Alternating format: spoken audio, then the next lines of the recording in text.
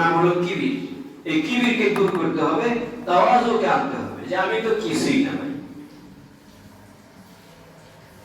হযরত থানভী রাহমাতুল্লাহি আলাইহি সুন্দর একটা কথা বলেছেন যে তুমি যদি সুখে শান্তিতে থাকতে চাও, মনের প্রশান্তি পাইতে চাও, যে তুমি শান্ত একদম তোমার মন পরিতৃপ্ত থাকুক, শান্তিতে বসবাস করো, কোন ধরনের টেনশন তোমার মধ্যে না আসুক, দুশ্চিন্তা না আসুক, তাহলে তোমার একটা কাজ করতে হবে, সেটা হলো উর্দুতে বলছেন যে মাখলুক সে তাওয়াক্কু কাট লো।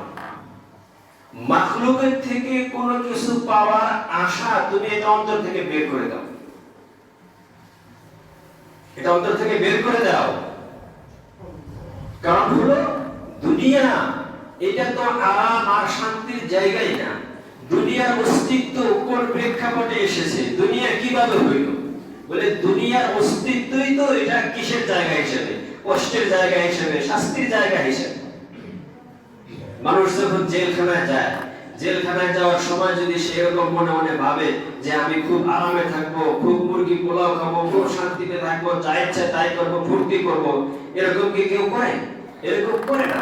জেলে তো নেওয়াই হয় শাস্তি দেওয়ার জন্য, জেলখানায় নেওয়াই হয় শাস্তি দেওয়ার জন্য।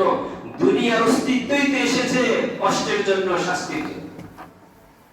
এই জন্য এইটা যদি আমি মনের ভিতরে বাঁধতে পারি, এটা যদি মনের ভিতরে বলতে না বলতে পারি, আরে দুনিয়া তো আরামের জায়গায় না।